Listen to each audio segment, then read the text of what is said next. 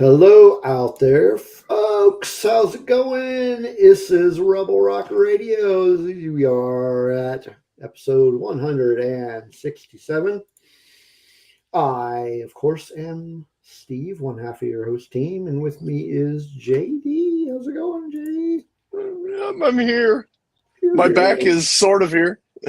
I heard you had having some problems with your ribs. Is that what that was? Yeah, I've been off yesterday and today because I had 3 ribs out of place in my back for some reason. I don't know how I did it. I don't know the doc said it could be anything, so I went to the chiropractor on Monday, got it adjusted. It was a rough day yesterday. Today was even worse. Thank goodness for Tylenol. But I'm here. I'm here. It doesn't sound fun at all. A little hard to turn this way or that way, but I'm here. Right. Well, I hope you get to feeling better. Me too. So tonight we are going to be doing a recap of the final season of The Bad Batch. Mm-hmm. Season 3 just finished up, and I got caught up all in one day. Hey, whether you watch it episode by episode or you binge watch it, at least you watched it. Yeah. I mean, that's all that matters. Like I'd watched the first 3 seasons, not seasons, 3 episodes as they came out. And then I just quit watching them. I don't remember why. I just had other things going on. I always fell behind, but I tried to pick it up before the next week. There was a couple times where I had to binge watch a few episodes back to back, but other than that, I was doing pretty good. Yeah, I just quit after the 3rd one, and then so I don't remember what day it was. I just sat down and watched them all. And you know my track record with new movies and TV shows. It's hard for me to. Yeah. It's hard for me to sit down and do it. So I actually got it done. I did a lot of TV/movie watching this week. But anyway, yeah. So we're going to talk about the Bad Batch. We've got more. I've got a recommendation for you, and I've got more reveals. And JD's got a reveal. That's right.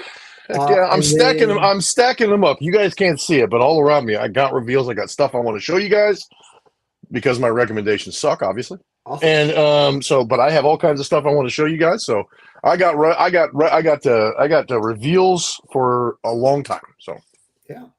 And then of course we've got some music to play. So and I've got a little special unannounced thing we're going to do. JD doesn't even know about this one. I was going to say, I haven't heard about this.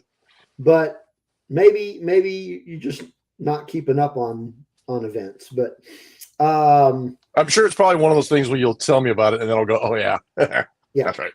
But let's do this first song, and then maybe we'll do it after that. So this first song comes from Brooklyn, New York, by a band called Left Circles. They released an album on April 26th called Nothing Is One Thing. Did I get that album name right? That doesn't sound right. Hang on. Let me double check my work. Okay. I wrote it down, and then we don't want to misrepresent anything. Nope, that's the name of the album. Nothing Is One Thing. And that was released via Miserable Neighbor Records. I really love the name of that record label. I need to see what else they put out. But yeah, the song that we are going to play from that album is called "The Gas House Gang Is Here." Cool album or song title. So here we go. Left Circles. You leave, I can feel the gate, that back road behind. It's a breeze, it's an interstate, different every time. We don't know if we get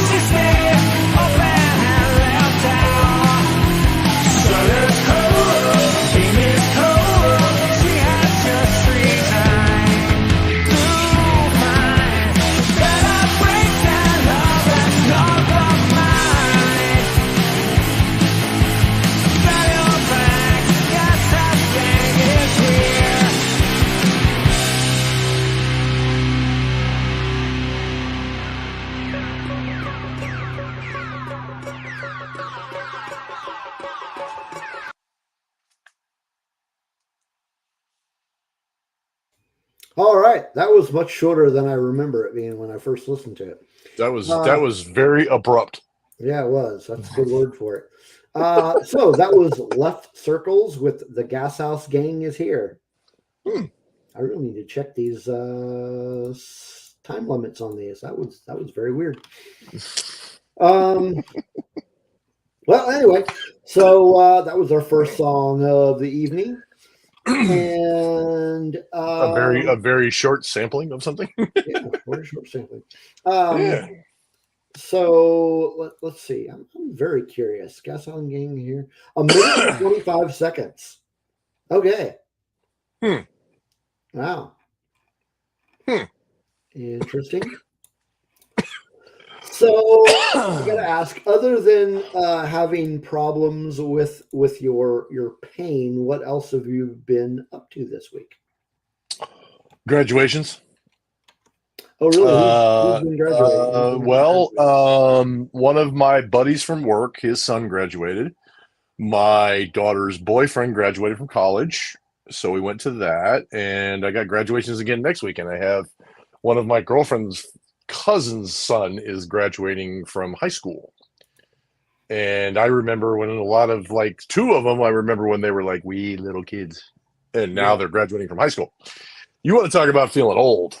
Have people you know's kids graduate from high school, and then you start to feel old. Yeah, my youngest is graduating next week. Oh, wow. So yeah, the baby is graduating, and to make it matters worse, Facebook does that memories thing. They pop up every once in a while. Mm-hmm. A couple days ago, I'm sitting there on Facebook, and the memory popped up, and it was, "Hey Spencer, how's it going?"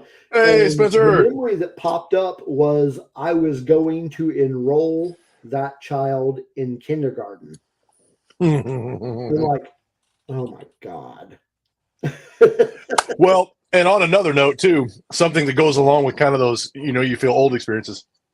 One of my girlfriend's sister's little boy, who's I think 5 or 6, he is starting youth soccer at the YMCA. And the funniest thing, I went to one of his games this weekend, and early Saturday morning, and he was playing on the same fields in some of the exact same spots my daughter started playing when she was that age. And I got to thinking about the time, and I was like, that was 15, 16 years ago. And I'm like, and now he's starting to play. And I'm going, okay, now I feel old, because I'm sitting there talking to a bunch of people, and they're all like, oh, this is great. We get to start this whole journey of our kid playing soccer for all these years. Da, da, da. And I remember everything that I went through with my daughter when she started playing soccer. And I'm going, I was here 15, 16 years ago. I was in this very spot doing this exact same thing. And they're like, how did it turn out for you? I said, a lot of miles on my pickup truck. A lot of miles to Kansas City, a lot of miles to places like Colorado and Tennessee, and traveling all over the place, taking her to events and stuff like that, because she played club soccer. She played soccer all 4 seasons. She played 3-on-3 soccer. She played all kinds of stuff. And that was pretty much her youth, was me and her mom taking her all over the place so that way she could go to her soccer games. And I'm like, now my daughter's almost, she's 21, she's in college. We go to her college games, but we try to, if they're close to us, we try to chase them into other towns, but it's not as prevalent as it used to be.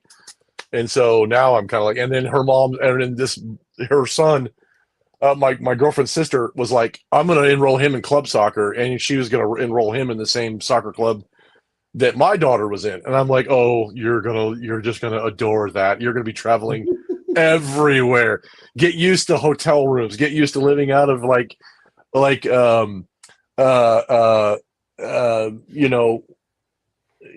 used to living out of, just having meals on the fields, because you've got 2 or 3 soccer games that day, and living under a tent so that way you've got some place for shade, and carrying water bottles, and get you one of those wagons that has the big wheels on it that's collapsible so you can throw it in the back of the car. Yeah. I'm telling her, and I have all these things in the shop that I can lend you so that way you can go do all this stuff. I said, if you would like to borrow it, I can get it out of my shop because it's just collecting dust now. So you may have it, so you can go do your thing. So, yeah, that was Saturday. Saturday was graduations and soccer games, and then Sunday was, graduations and soccer games, and this Sunday was also my daughter's boyfriend's graduation, and he's from England. His family came in from England, and I finally got to meet them for the first time. And Cool. bunch of great people, great people, very friendly. Just bunch of great people to hang out with. Had dinner with them, had a great time, and so that was pretty cool. Yeah, that was pretty cool. Hey, Ubaldo! Ubaldo!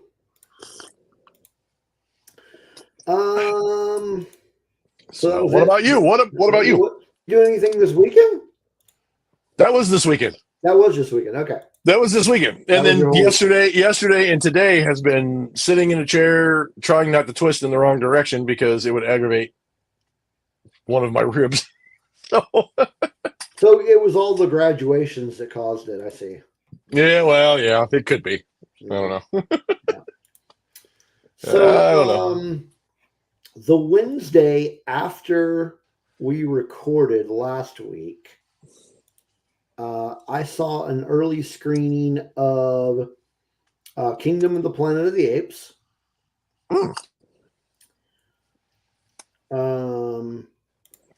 Really great movie. Not my recommendation for the week, but if I had a second one, that would be my second one. That movie was incredible.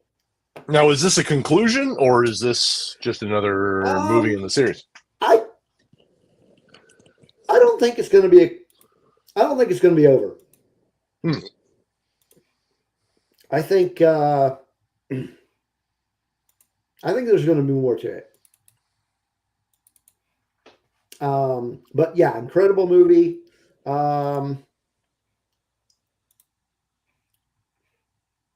Yeah. So we're kind of starting things anew, I guess, would be a way to look at it. But yeah, a really good one. So that was Wednesday. I don't remember doing anything on Thursday.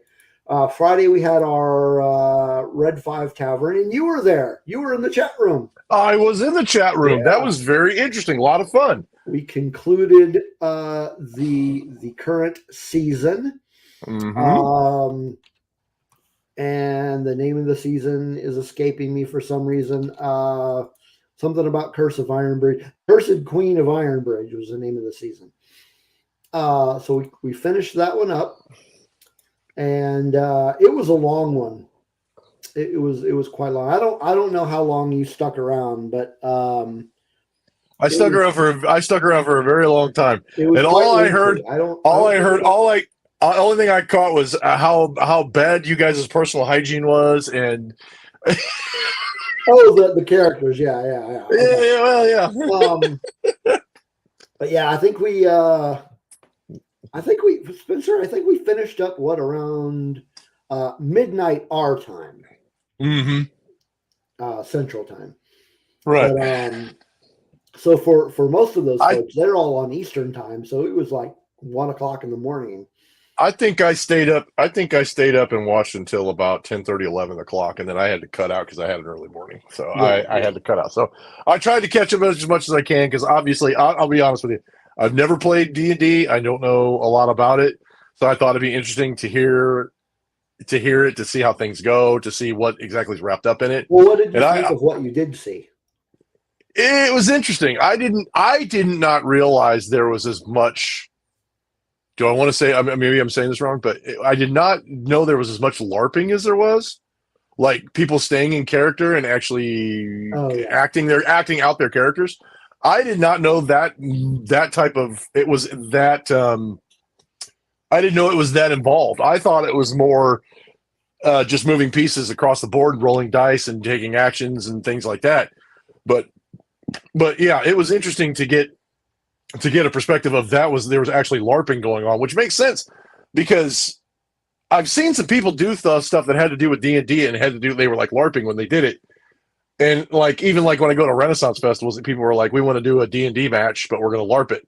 And I'm like, interesting. I didn't know it went that far, and apparently it does. And I'm like, okay. And then after watching you guys, I was like, okay, that makes complete sense. People actually get into their characters and they act out their characters. Yeah. And I'm like, that's interesting. Ubaldo says the last time I played D&D was early 80s. Yeah. I've never played, never had that experience. So I agree. I would be get him back into it. I would be catching up on what, 40, 50 years of experience from other people. It was a good time to start, though. But yeah, as Spencer mentioned in the chat, we are doing an epilogue episode on Friday, basically just because it is the end of the season. We're just going to do everybody's going to do like a 10, 15 minute thing where we talk about what has happened to our characters since the events that concluded on Friday. I'm just now. Spencer knows this. Spencer knows this because I've been bugging him about it the whole time and asking questions. I'm just now getting into Sea of Thieves, and I'm catching up on this is season 12 of Sea of Thieves, and I'm trying to get as much experience as possible. And I keep bugging Spencer about what do I do here? How come I can't do this? What the hell do I do with this? So I've been trying to figure it out on my own, but when I get stuck, I'm like, Spencer, help me out. He's right, though. The Spencer said that the latest D&D system makes it easy to learn. Right, they're up to 5th edition right now. So 5th edition is like an update, nice. And it does make it very, very easy to learn the game. So it's kind of one of those things where you can draw in new players and stuff. Mm-hmm. Maybe even. I got you. I'm with you. Definitely. I'm with you. I did see. Speaking of which, says I do a lot of looking on Hasbro Pulse a lot for different things, and one of my favorite things to do is search Etsy for custom made products for like things that I have Star Wars wise, and like stands and just various things, like dice. The dice for the role playing and like all that kind of stuff is real big, and like Hasbro Pulse had a really cool skull thing that they had on there for keeping your dice in. And I think it's for a different game, but it could be incorporated for the same thing. I think. Yeah. It might be my ignorance, but it's got a really cool thing for keeping dice in. And then like people on Etsy and stuff like that will make really cool custom dice that they'll do with like things on the inside of them and such. And I'm like, it seems like it'd be interesting, but like I said, I'm just trying to catch up on some video games. Well, it's interesting that you bring up Etsy and people that do things for dice. I want to show you something here. I'm going to share this screen with you folks. If you weren't already aware, some of you may be. My wife does custom products.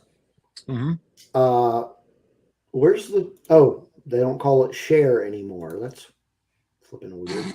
Okay.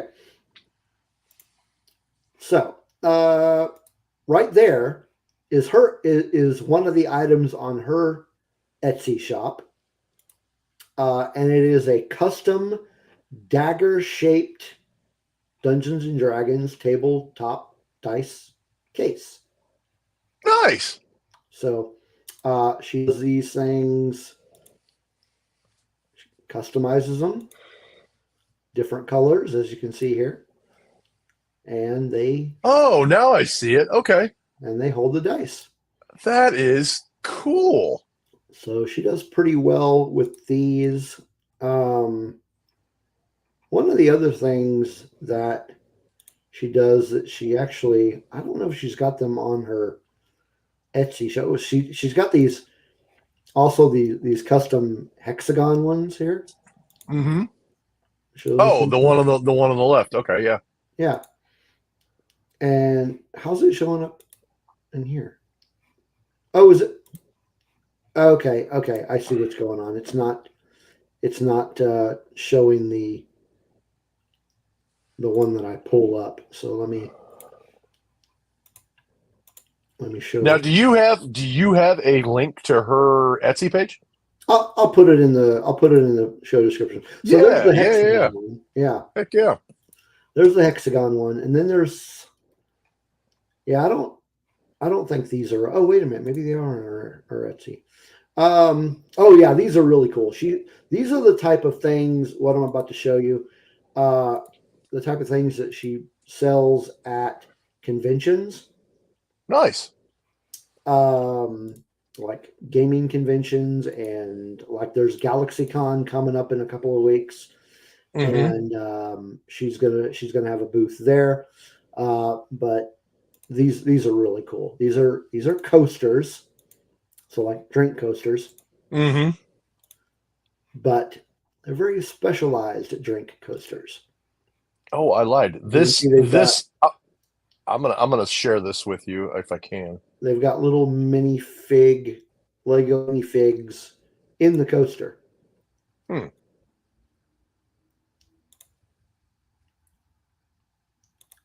So I can share. I'm gonna see if I can send this. I'm gonna see if I can send this to you.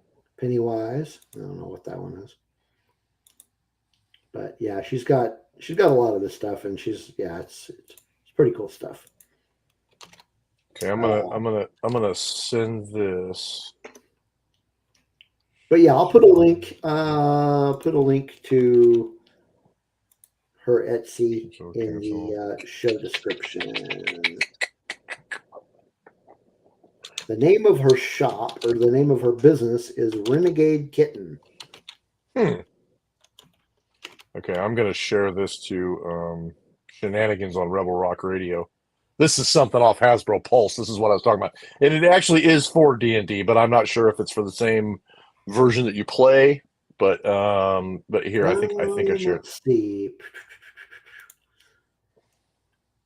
That is a very interesting dice holder. Yeah, isn't that? It's kind of neat. Yeah. Let me get that shared here. Yeah. There you go. Pretty awesome. That little pricey. I understand. Little pricey. Yeah, definitely.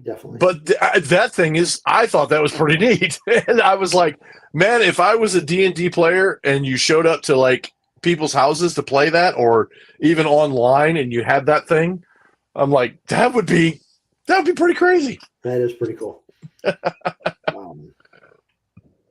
Cool.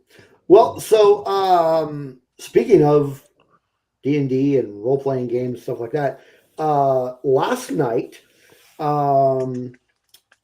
was the first time in several weeks that we had a Star Wars role-playing game going on. It had been going on for a while, and then the GM got sick, and then there was a couple of weeks in there on Mondays where the weather was kind of crappy, so shop closed. So we started up. We were embroiled in a campaign in the Star Wars RPG, and we finally finished that one up last night. That was a lot of fun, and I guess he's already ready to start the next campaign, because next week we start the next one, provided the weather pays attention, it behaves. So I did that last night. That was a lot of fun. The Star Wars RPG is probably my favorite role-playing game. I really like it.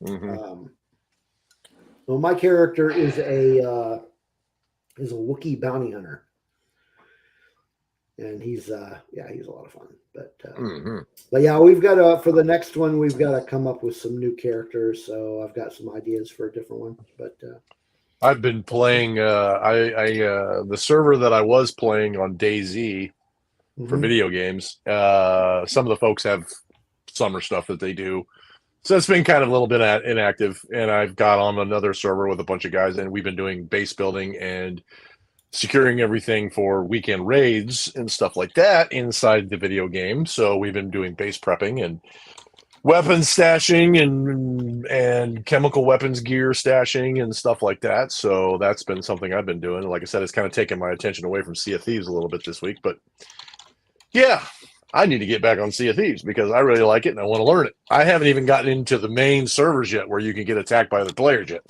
because I'm just not confident enough yet. Let's see, what else did I do this week? So Kingdom of the Planet of the Apes. I know I saw another movie. Oh, what day was that? What was the 11th? The 11th would have been Saturday. Yes, Spencer, we do. We need to find the time. Yeah. Hey, Tina. Hi, Tina. Yeah, it was Saturday. My youngest and I went and saw the movie The Fall Guy. Oh, yeah. And that was a lot of fun. It's definitely another one worth checking out. Now, I watched a little something on that because I remember the TV show. Yeah. And they said it was far removed from the TV show. Oh, very, very much so. But there is a character. There is an actor from the TV show that does have a cameo in the movie. Okay. So, okay. But like I said, I heard the storyline was very far removed, and I was like, very far removed. But it was good. It was a lot of fun. It's a really fun movie. I mean, it's not going to win any Academy Awards, but it was a fun movie. I would consider going to see it again. It was that much fun. Nice. Yeah. What else? Now, so there was something I watched last night, but that one I am not going to talk about until recommendation time.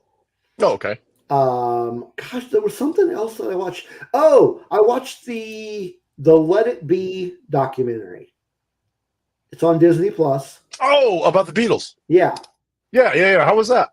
Really good. I really liked it. I'm a big Beatles fan. Huge. Yeah. Like I grew up with them. Yep. I remember. I mean, way back, my dad would be blaring that stuff in the house, and got really. But anyway, so that was it. That was my week of all that I can remember. I mean, I did a bunch of reading, like comic book stuff, like getting caught up and whatnot. But you know what else I did? How can I forget this? Sunday evening, I was a guest on a new not really a podcast, a new live stream. Spencer has his YouTube channel, The Dingus Den. Mm-hmm. And he is starting to do, I think he said it's going to be bi-weekly, and it's called The Daily Dingus, which, now that you think about it, if you're only doing it bi-weekly, why are you calling it The Daily Dingus? Basically, it's well, I don't think you want to call it live stream. I think you get in trouble if you call it the bi-dingus. That's true. So it's a new streaming show. Mm-hmm. And we talked about comic book news. Very cool. Like stuff going on in the world of comics, because there's a lot going on right now. There is quite a bit going on. So we talked about that, and that was Sunday. And I will put a link to that episode in the show description. So that was a lot of fun. It was good. Yeah, that's it. That's all I can think of. I'm pretty sure. Are you sure? I'm pretty sure. Are you okay? So, let's talk about social media. Oh yes, my favorite toxic subject. Oh no, I mean, well, good social media. Good social media. That's right. We're all about with YouTube. We're positivity here. If you're watching us on YouTube, make sure you subscribe. Make sure you like this episode. Even if you didn't like it, just like it. Just do it. Leave a comment if you want. We do get comments from Dina quite often. Mm-hmm. Share it with your friends. Ring that bell. But most importantly, subscribe. I can't stress that one. Can't stress that enough. Can't stress that enough. Make sure you're in there. But if you want to catch us on social media, we have a link, just one link for you. I'm not going to give you all those links because it's too much to remember and write down, all that crap. Just go to our bio link. It's bio.link/Rebel Rock Radio. That'll take you to all of our audio platforms like Apple iHeart, Spotify, all that crap. It takes you to all our social medias, so our Instagram, Facebook, Twix, Discord, all that good stuff. Also has a link to our Patreon. So, Patreon is where you, as a viewer or listener, have the opportunity to help support our work. Contribute to the squirrels. Contribute to the squirrels. That's right. And you can do that by either going to that bio link, or if you just want to go straight to the Patreon, just go to Patreon and look for Rebel Rock Radio, or go to patreon.com/Rebel Rock Pod, as we have here. And there's only one tier, so you don't have to think about what tier you want to do and all that nonsense. There's only one tier. It's $2 a month. $2 a month. That's less than a cup of coffee for a day. So yeah. And it's getting worse every day. Yeah. So $2 a month, and that gets you a sticker when you sign up, a nifty Rebel Rock Radio sticker. We will shout your name out on this live stream right here and future live streams. And then you get all kinds of cool bonus content when we put it out. We do have some bonus content up there, so it's not like we're just not doing it. And we've got plans for more future bonus content. But while I am thinking about Patreon, I would like to give a shout out to our current patrons, those who are generously giving their hard-earned dough. And that mysterious $2 bill. To support our cause. So, David Brown, thank you very much. Kelly Thank you. and Chris, a.k.a. Lunar Girl and Dragon Buddy, thank you very much. Justin Hensley, thank you very much, Justin. Charles, who used to be a host on this program long time ago. Thank you very much. And last but certainly not least, we have Chantel from Pop My Culture. We appreciate all of your contributions and hope you're getting your money's worth. Probably not, though. How often do you plan to put out bonus content? That is a very good question.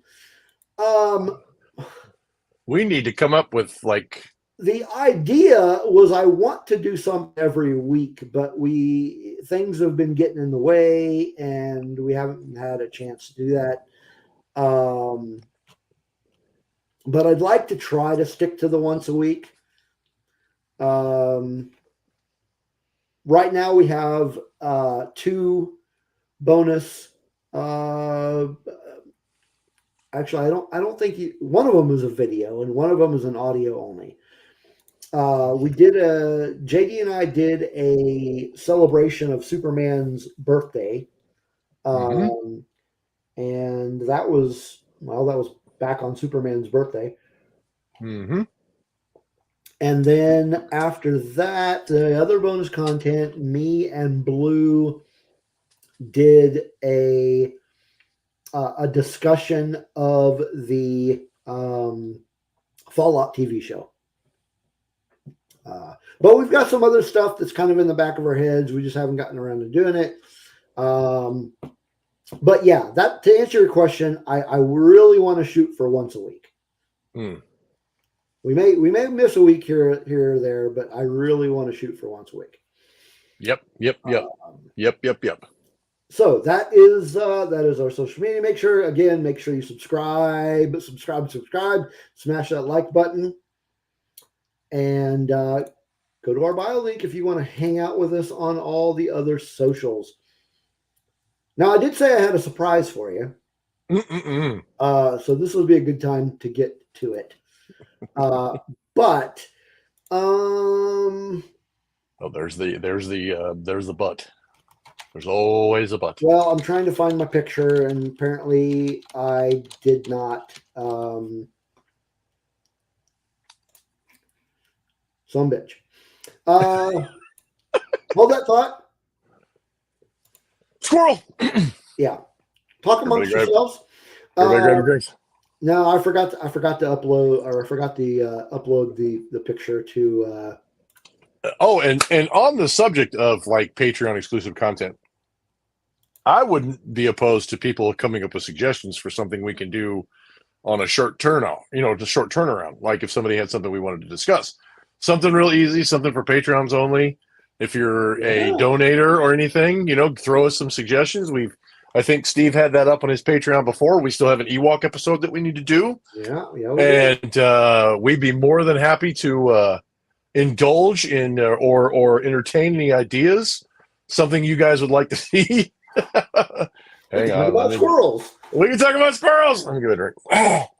We could do our long-awaited fried chicken episode. Ooh. No, that'll just make me hungry.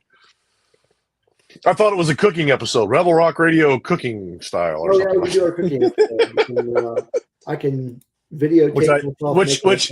Which nothing against. What? Speaking of which, nothing against Steve, but I have a feeling this is going to be one where all the pressure is going to be on me. No. Listen. You know how I said that I a couple of months ago or so, I told you that I learned how to make a fried egg. Right. Well, I have gone one step further. Dun dun dun. I figured out how to make an omelet. Oh. Yeah. No, okay, hold on. What was in the omelet? Onions, tomatoes, cheese, and basil. Not bad. That's not a bad idea. That's not a bad idea. A video of me trying to cook something. Maybe that would be shoot a suggestion of what it is. We could do a good Patreon exclusive that Steve cooks something and I cook something at the same time. And yours would be a hell of a lot better. Hey, there's Katie. There's no guarantees. There's Katie. Hi, Katie. Spencer says he'd pay for that. So tell me what you want a video of me. What you want me to be cooking in this video.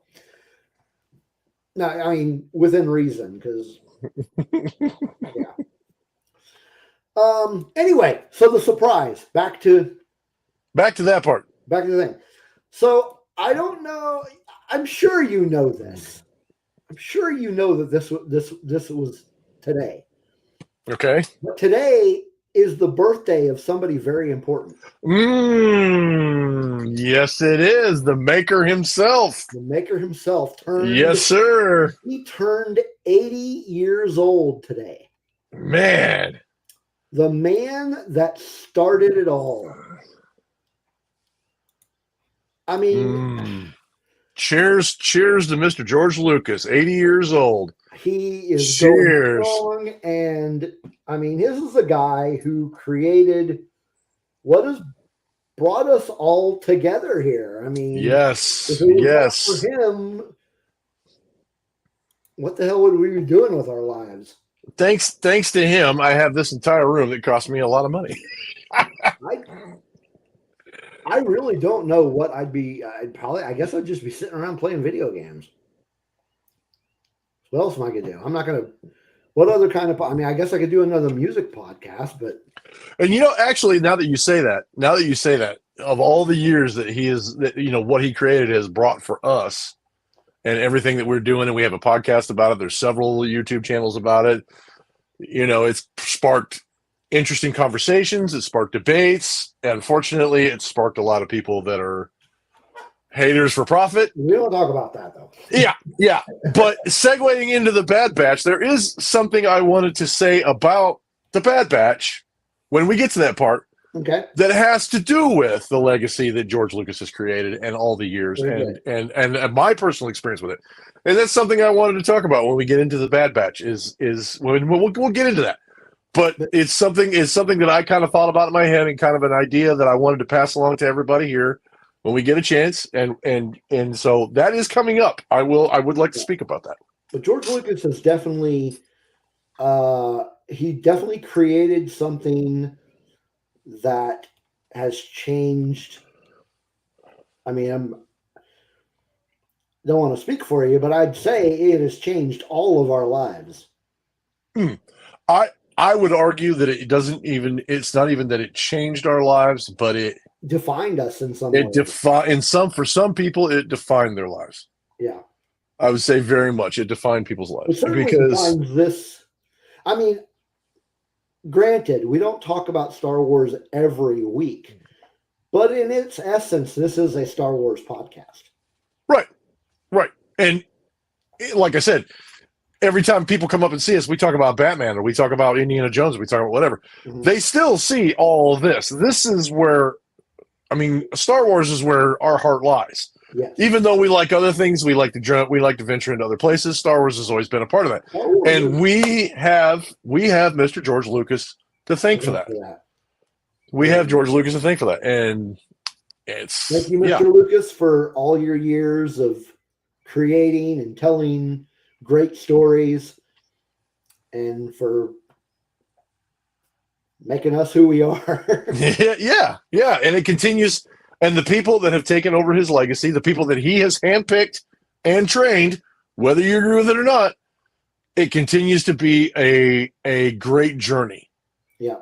In Star Wars. And I'm so glad that he did what he did. I'm thankful for everything. You're right, though. Think about it. The people that are in charge, and I'm not talking about the higher up, the CEOs or anything like that. I'm talking about the people in charge of Star Wars are still people that are like just one step away from George. Mm-hmm. He either trained them himself, i.e. Dave Filoni, or he handpicked them, i.e. Kathleen Kennedy. Yeah. He handpicked Kathleen Kennedy to run George Lucas for Disney. He trained Dave Filoni, and Dave Filoni has been phenomenal. Yeah. And Dave Filoni is pretty much like the creative director. I mean, isn't that his title now? Yeah. Mm-hmm. So he pretty much has his hands in everything. Chief Creative Officer. Yeah, that's Chief Creative Officer. So, you know, and he was changed. He was mentored or Padawanned, if you will, by George Lucas himself. Yeah. And for him to be 80 years old and to be to this legacy that we talk about all the time, to be over 40 years. What is it? It's over. Holy crap. I mean, it's over. I mean, we're creeping on 50. Yeah. I mean, we're creeping on 50 years of this medium, and it continues to grow. Yeah. It continues to be brought to light by people who are passionate, arguably passionate about Star Wars. Yeah. And definitely. I'm happy birthday, buddy. Thank you so much for bringing this to us. And happy birthday. I hope it's a great one. 40 years later, and we've got a new project coming like very soon. In a few weeks.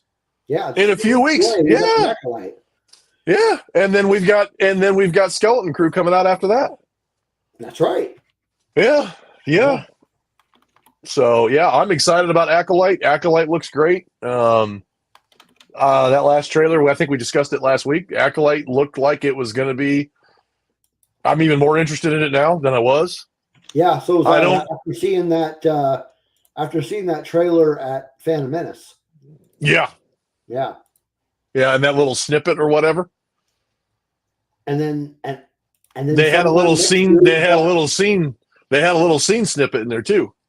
Yeah, it was a whole scene. Yeah, that looked fantastic.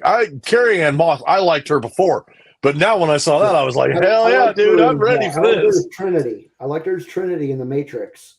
Yeah. And then I liked her as, can't remember her name, but she was in the Iron Fist series. She plays a lawyer. Oh, okay. She was good at that. She didn't do any fight scenes, but that she was a cool character. Mm-hmm. And then here we are. We've got her as a Jedi, and that's just going to be bad. You're right, Tina. They are. And they're going to slap. And to piggyback on what Tina said, some people that are involved with the show are boasting that the lightsaber battles are going to be better than the ones that were in Revenge of the Sith. Oh, man. I don't think so.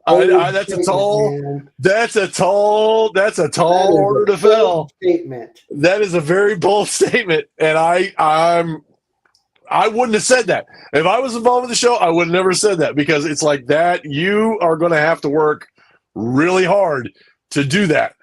But who knows? I mean, we'll see. We'll see. I'm not. I'm not saying they aren't going to be great. I'm just saying I don't think you can do it. Yeah. But then next year we have the second season of Andor coming. Really pumped about that one. Mm-hmm. Mm-hmm. And I think going back Spencer. Wah, wah, wah. Hey, I thought the lightsaber battles in Ahsoka were awesome. I liked her battle. I liked the battle that she had in Mandalorian season 2. I liked the battles that she had in Ahsoka, because I've always felt like those battles were more grounded. They were more grounded in traditional fighting rather than. Yeah. And I this is my hot take. Hot take. I know we're kind of getting off track, but hot take. The sequel battles for me, the lightsaber battles, huh? Do we have a track? I don't think so. The lightsaber battles in the sequel or in the prequel trilogies for me were always what I referred to as lightsaber dancing, because it felt like they were dancing more than they were actually fighting, and because they were so choreographed. And so when they got back to more traditional fighting styles, i.e. the sequels, i.e. Ahsoka and the Obi-Wan Kenobi series, it felt a little bit more grounded for me. So if they're more grounded in the Acolyte, I think I'll be a little bit more impressed. But we'll see. We'll see what happens. We'll see. That's coming up. Interesting. Yeah. But yeah, so happy birthday, George. Happy birthday, George. And here's two more. We certainly hope so. Yeah. What do we got? Okay, it's time for another song. It's time for another song. This one is longer than the one we played first. If you're just coming in late, we had a song that ended very abruptly. Very abruptly. And wow. Very abruptly. That is a good point, Spencer, talking about lightsaber duels and top tier saber fighting. Last season of Clone Wars did get very close. There were some really good lightsaber battles. Mocap transferred into animation. Yeah. Wow. Okay. Next song. This one is from a band called Faulty Cognitions. They are from San Antonio, Texas. And they put out an album on April 12th called Somehow Here We Are. And that was released via Circle Social Records. And the song we are going to play by them is called Sad Sack. So here it is. Sad sack. Sad sack.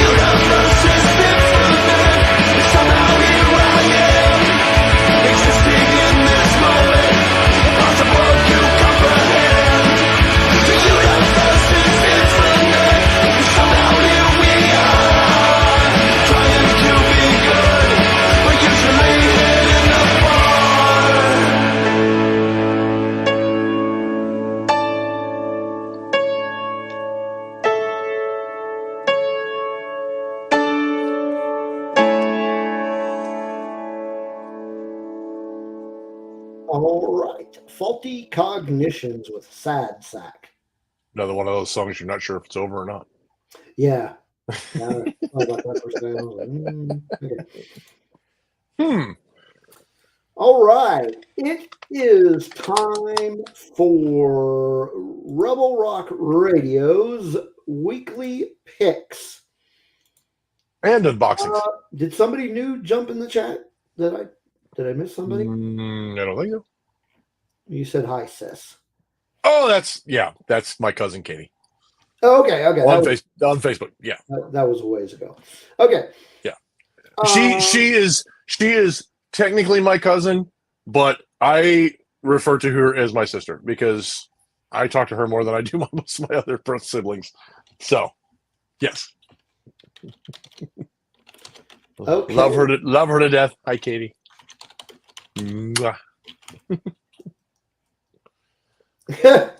Tina. Oh my gosh. That's just not right. No comment. We don't talk about that. Ubaldo says that'd be a great driving song. Yeah, I can see that. Yeah. We can see that. At least it's longer than the other one. Yeah, that would. I obviously did not check the running time on that song prior to picking it because generally I would not pick a song that short. I mean, they sent me that I'm just album, glad they sent me that album, and I went through a few tracks, and I was like, I really like this one. Did not realize it was that short. I'm just glad I didn't need to go for a beer or anything because that would have been not here at the time. Oh boy, Tina. All right. Well, since you have a reveal, I'm going to go ahead and do my recommendation first. Okay.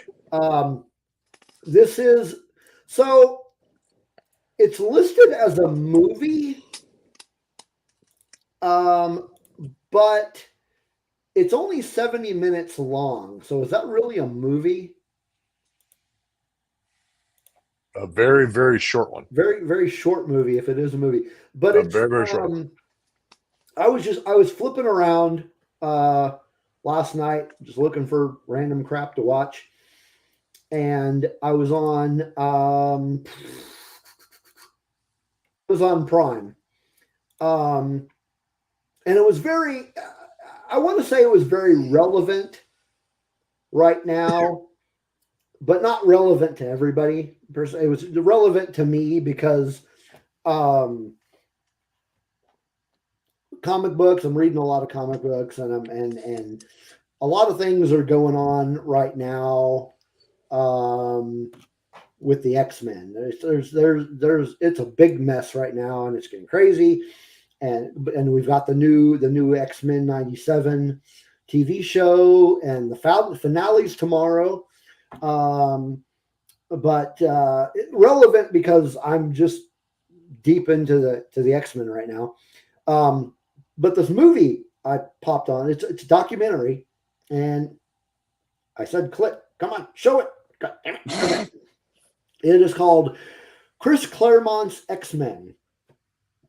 So if you are familiar, or if you're not familiar with the man, so Stan Lee and Jack Kirby are the ones that created the X-Men, but Chris Claremont is the writer. He was the writer for X-Men for like somewhere between 15 and 17 years.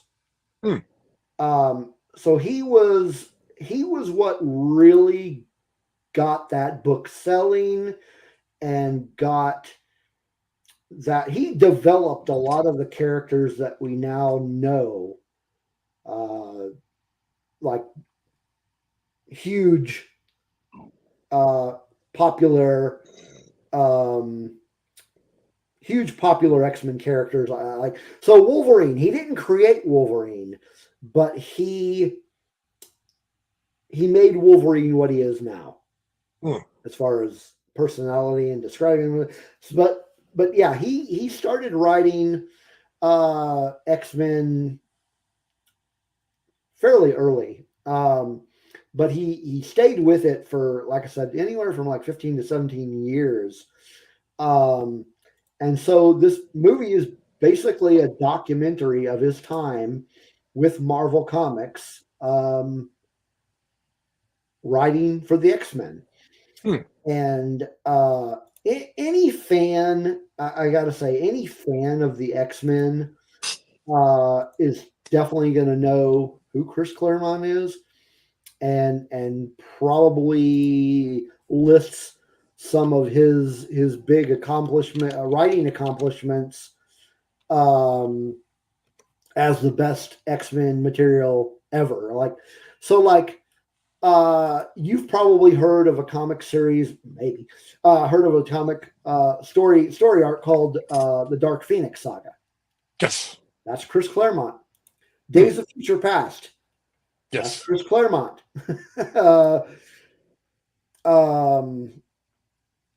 And just for the record, I did hear about them before the movies came out. That's good. That's good. Yeah, I did hear about him. He actually did some consulting on that first X-Men movie. Nice. Because they were having trouble coming up with the script, and they kept going through these scripts. And this is something they talk about in the movie that I watched last night. But he, they kept going through these things, and they're basically at a point where there's like, I don't know. What are we going to write about? And basically, Claremont came in and said, man, this is what the essence of the X-Men are.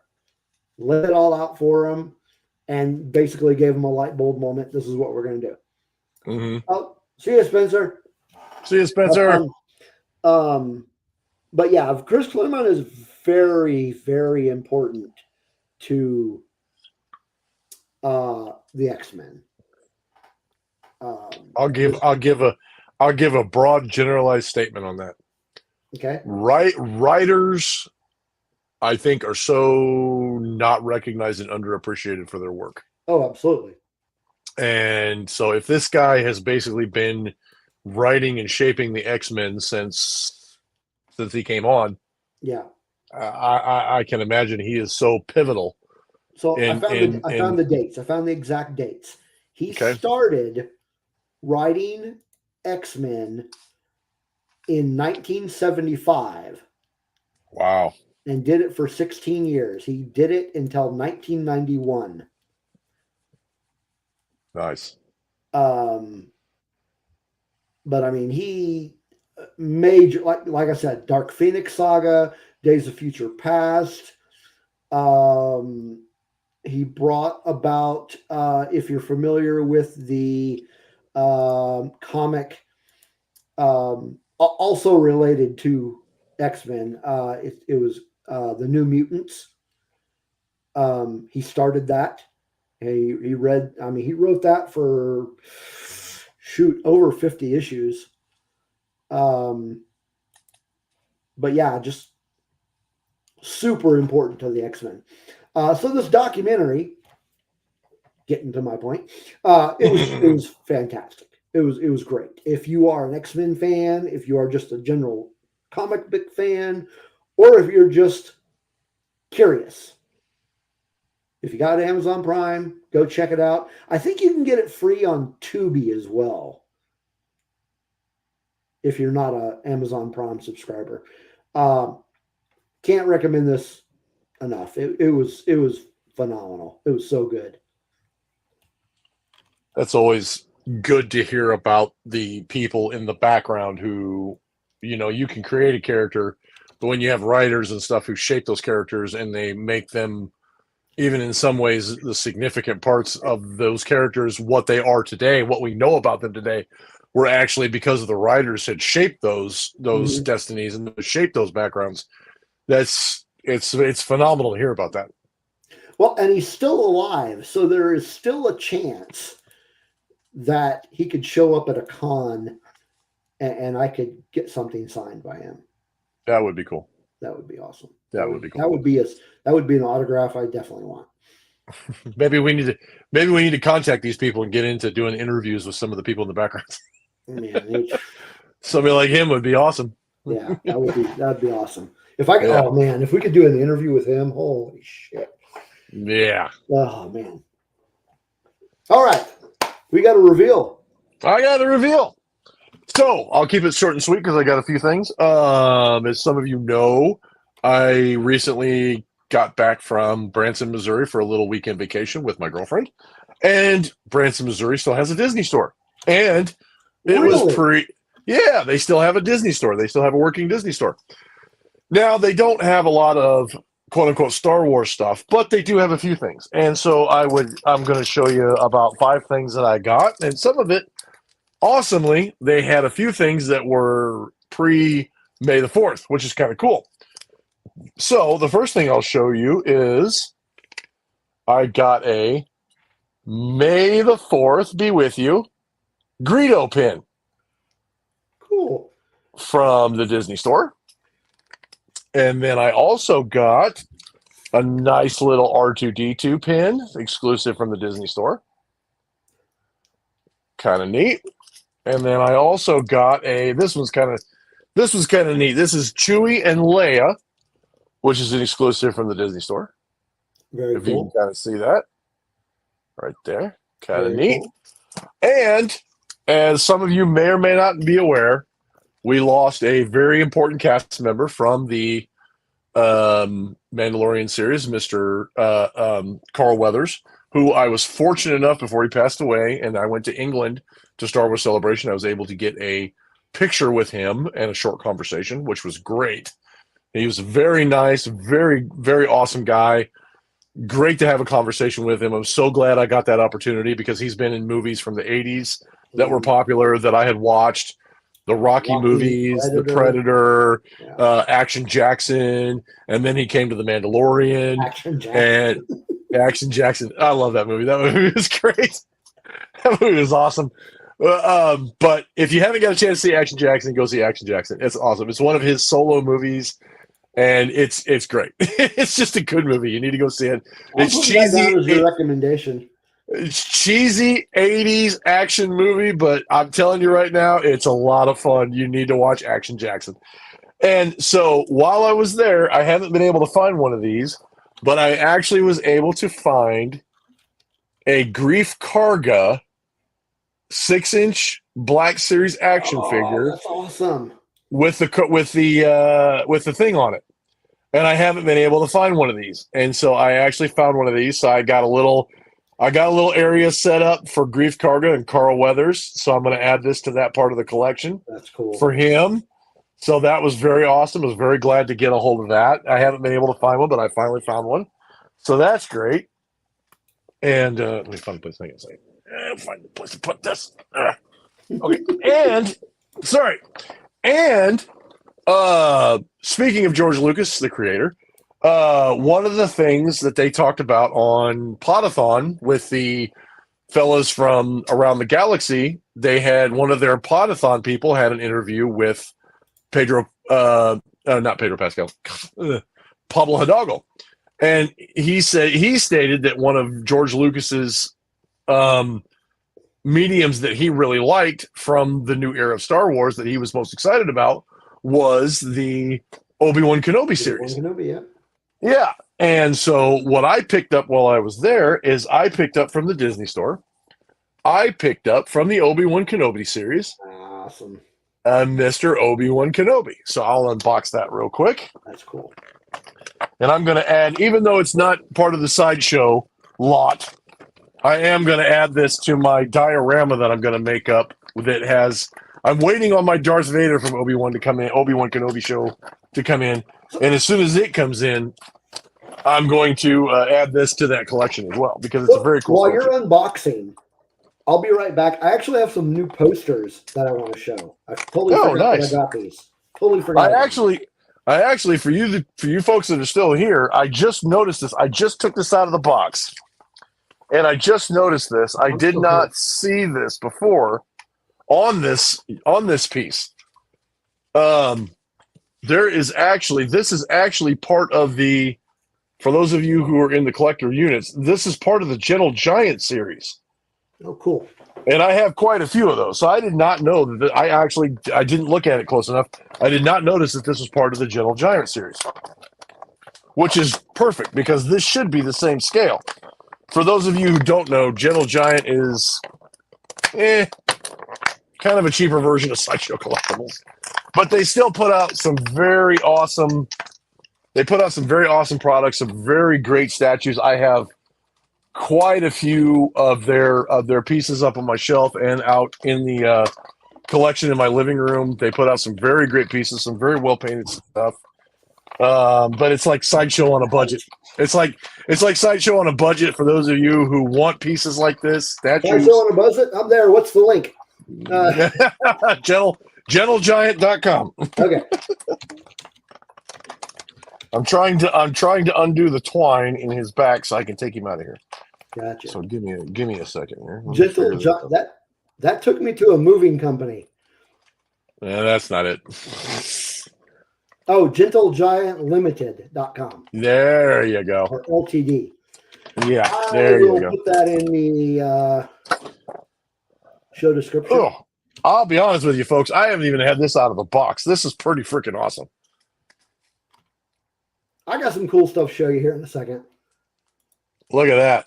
That is awesome. That is actually a great sculpt. I'm pretty impressed. Pretty impressed with that. Comes with a very good base on that.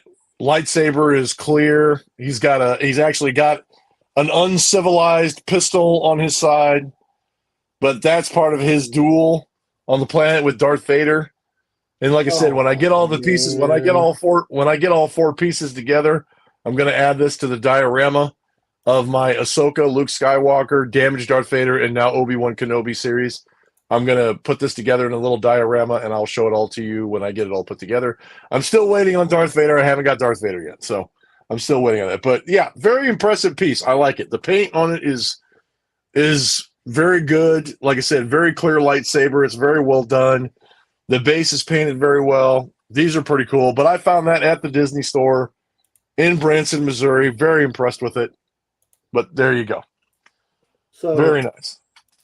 On the subject of Gentle Giant. Oh, you. Oh man, this looks so cool. You need to stop now. Look at that. Hey, whatever you do, Steve, whatever you do, don't look up Boba Fett. Too late. Don't look up Boba Fett. Don't do it. Don't do it. Your wife will freaking hate me. Oh, man. Your wife's going to hate me. Look at that. Oh, yeah. I've considered buying a couple of those. That's only $120. Yes. They have. I'll be honest with you. I have. I'll show you. I'll show you another one that I got real quick. I'll show you another one that I got. That's so cool. Actually, I'll show you two that I have. Oh, oops, that fell.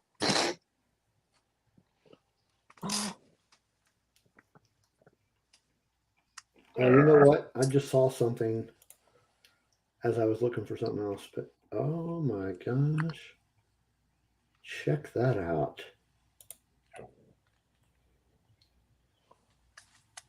That is awesome.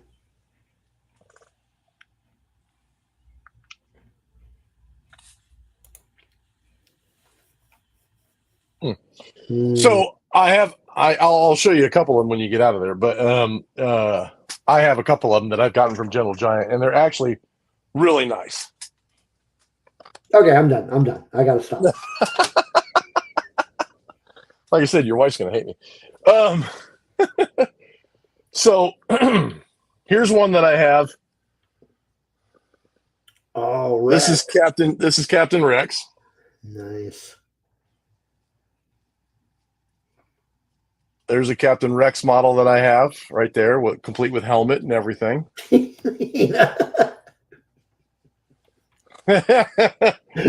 here's an Ahsoka Tano that I got from Gentle Giant as well. That's very cool. Very cool. Yeah. So they make some very good products. Like I said, they're I kind of consider to be Sideshow on a budget, They make some very good maquettes. They make some very good statues. They have some very good pieces. They're really good, and they won't break the bank for the most part. Very cool. Very cool.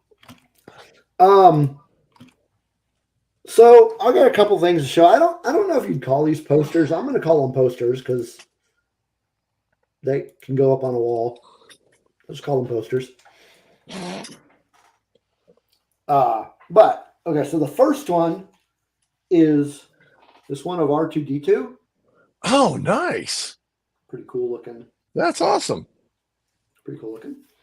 Little R2D2. This one is really fun, but this one's going up in my bathroom. Oh God. It's not going on my Star Wars wall. This one is going on my bathroom. And it'll make sense when I show it to you. Okay.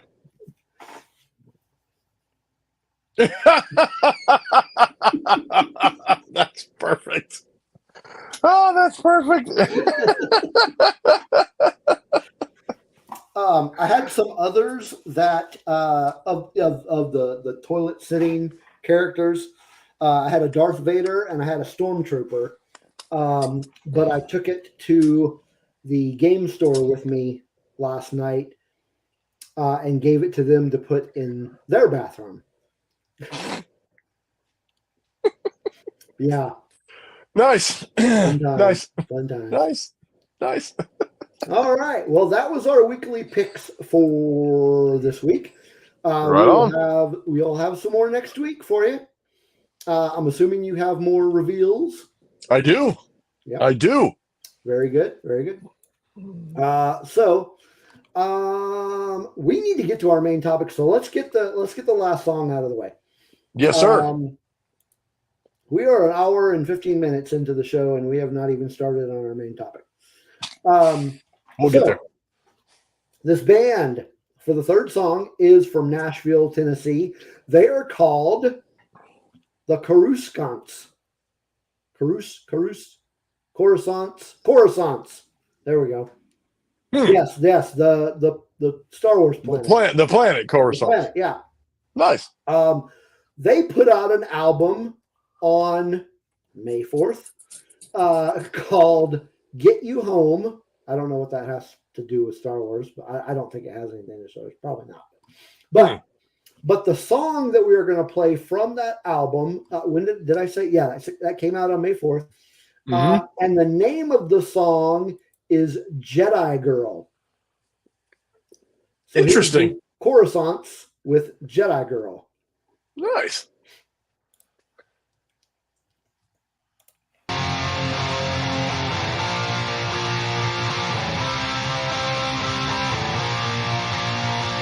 Out in the forest she waits to make a move and attack the village. Yeah, the village, not to pillage, but to free them from Morgan Elsbeth and find out about Thrawn.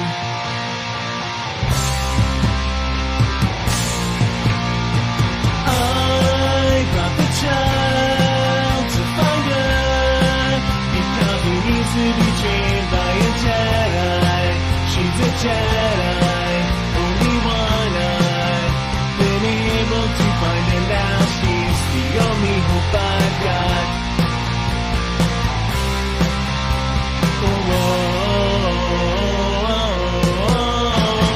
She once was the Jedi girl, now I'm standing here asking her if she'll take the child to train. She once was the Jedi girl, she seems to know the kid, and somehow she's talking to him through the Force. She says his name's Grogu, she says his name's Grogu, she says his name's Grogu. She says his name's Grogu, she says his name's Grogu, she says his name's Grogu.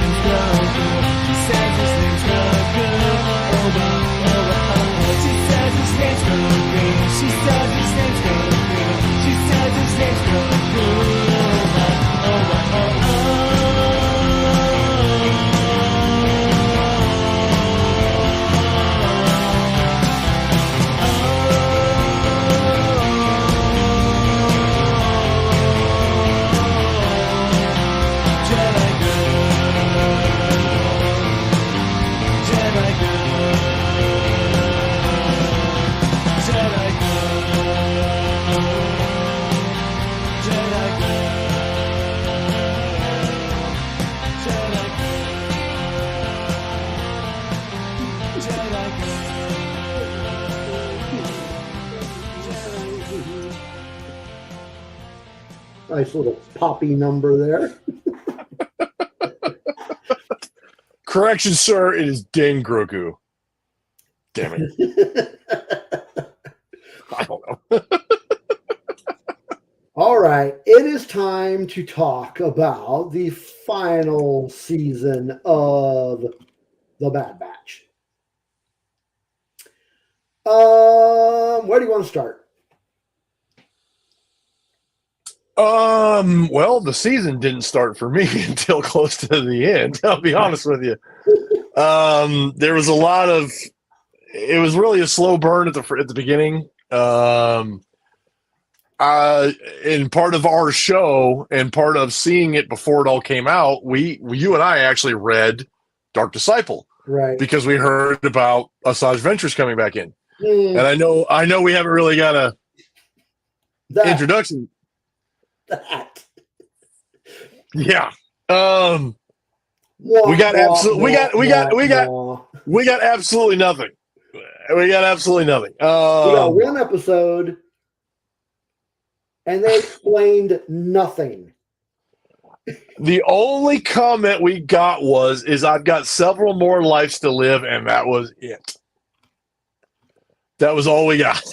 And I'm like, So let's talk about that for a bit. okay. There seemed to be a lot of buildup around this whole Asajj Ventress is going to be in this season. Whoa, great. Yeah. One episode. And she mysteriously pops out. I mean, spoiler alert. Sorry. She mysteriously pops out. If you're watching us recap the final season. Yeah, you get spoilers. Spoilers is a guarantee. She pops up out of nowhere. No explanation really how she got there, other than she's like, "Oh, I got connections." We don't know why she's alive. We don't know how she came back to life, because I'm assuming at this point she did somehow.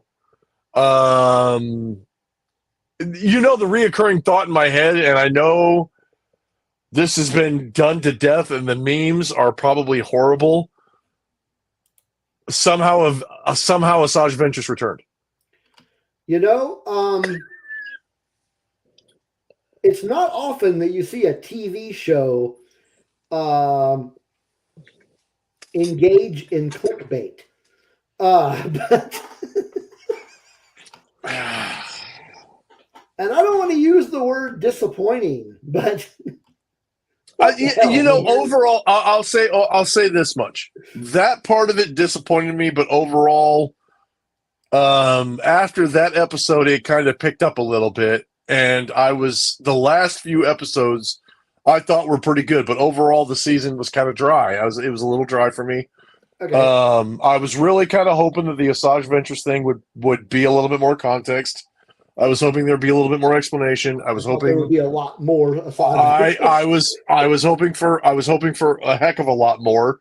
I even had predictions in my head that somehow Quinlan Voss would be a part of it. Yeah. And nothing. I had this whole head cannon going around. Yeah. I thought since the destruction of the Jedi, maybe they have reconnected. And if you haven't read Dark Disciple, we're going to kind of spoil a little bit of Dark Disciple. But I was kind of thinking at this point that they had reconnected, and maybe they were going around doing a thing. Now I'm happy that she's not playing the part of the assassin. I'm glad that she kind of even mellowed out from Dark Disciple. It seems like just a little bit. And she was even willing to test Omega to see what she actually was capable of, which I'm going to be honest with you, I don't even know where that went, other than I don't think it really meant anything. That they didn't really notice anything, other than they were just trying to. I'm really not sure what the whole thing with her, other than trying to test her force potential. I mean, we'll come right out and say it. Other than trying to test her force potential, Omega's force potential, I don't really understand what that whole point was. And at this point, since they brought They Ventress, mentioned her M count, and they mentioned in that one episode her trying to train to use the Force, but and it wasn't even really training; it was just testing to see if she was Force sensitive. Yeah. And I think this is what my interpretation of it was. Maybe I'm way off in left field, but I'm going to try to go with what I think was going on here. What I think was going on here is that it wasn't the fact that she was Force sensitive that was the issue. It was whether her body's, the clone part of her DNA could replicate or accept midichlorians. So I think that was the whole issue. Because if you watch, we'll step off into the sequels for a second and Rise of Skywalker. The whole thing is that Palpatine's clone body could not sustain his powers, his abilities. Right. And they could not maintain enough of a midichlorian count to sustain his abilities. And I think what Project Necromancer in the Bad Batch was they were trying to figure out a way to clone him to make him better so he could continue on. That's my interpretation. Maybe that's not it, but that's my interpretation of it. Yeah. And they were looking for somebody, a clone or somebody who could not only sustain the midichlorian count, but could replicate those numbers and be able to hold it. Now, it doesn't mean that necessarily Omega is Force sensitive, and I think that's what basically that whole episode was about. Yeah. That she's not Force sensitive. Her body and her blood was just capable of maintaining that midichlorian count, and it was kind of. I'll be honest with you. I like Asajj Ventress. I like her as a character. I like the Dark Disciple book. I'm at this point. I'm asking myself, what was the point? Yeah. What was the point? They could have brought. I mean, they just did Tales of the Empire. Honestly, they could have brought somebody else in. They could have brought whoever. Mm-hmm. But why bring her back from the dead and resurrect her for that episode, which basically amounted to nothing? I mean, really, it really wasn't even. I don't know. Just to kick the crap out of the Bad Batch and then walk off and be gone, and that was it. I really didn't understand the point of that particular episode, other than they just used her as a device and brought her back. Honestly, it makes me happy that Tech didn't come back, because this whole resurrecting people and bringing them back all the time is getting kind of boring. Mm-hmm. And it just makes me more mad that Qui-Gon Jinn, other than a Force ghost, never got brought back. Yeah. He wasn't resurrected. So like I said, I'm not sure. And like I said, I'm always the kind of person who I want to see more content. I want to see the end game before I make too many judgments. Because from what I understand and from what I've heard through various medium, we will see her again, and maybe we'll get better explanations down the road, which is fine. But something a little bit more than what we got in the Bad Batch would have been nice. It would have been nice. But after that, I mean, I'll be honest with you. After that, the story became very compelling. It became very cool. So, I mean, everything that they did at the beginning of the season was, I guess, a build-up to these last few episodes. And that was interesting to me, because the very last few episodes I thought were great. Those last few episodes, for me, made up for everything that I was disappointed about in the beginning of the show. I was happy to see Fennec Shand. That was great. I was happy to see the Kaminoans again. That was great. The fact that they brought Asajj Ventress back was interesting, but I would have liked more context. But the last few episodes I was very intrigued. I was very glued to see what was going to happen. So let me mention a few things that I really liked about the season. Take a positive spin. Yeah. Oh yeah. No. Um, I'm overall. I'm not saying. Let me be clear. I'm not saying that as a negative. I just would have liked more context. That's the only I thing. get you. I get you. I would have liked more context. Couple kind of random things. Okay, so I'm going to start off with. No, I'll do that one last. I and this is kind of random, but I really liked, and I don't remember that maybe they did do this in season 2, and now that I'm thinking about it, maybe they did, but so it might not be specific to season 3, but I really liked how they dipped into the EU and talked about Tantus, like because Tantus is an EU thing, Mm-hmm. and it was specifically regarding cloning facilities. So I thought that was really cool. I thought it was. I really enjoyed in the final episode seeing the return of the Zillow Beast. That was really cool. I like how you just tore everything all to hell. That was great. It real quick. You know what it put my mind to when I saw that and it crawled out of there and it tore everything up? What it put my mind to is that if you remember Harry Potter and the Deathly Hallows Part 2, if you've ever seen it, they had a dragon in the bottom of the vault that was protecting one of the vaults that they had to get into. And in order to escape, they pissed the dragon off, and the dragon basically tore the crap out of everything so they could get out, so that the main 3 characters could escape. And it kind of put my mind to that. And they use this beast, they use this thing to get out of there and tear everything up and just cause chaos. Yeah. And I was like, heck yeah, that's awesome. That's kind of what I kind of saw a correlation between them, if you will. But yeah, I thought I liked that. I liked seeing the Zillow Beast again. And then, so generally speaking, I'm really,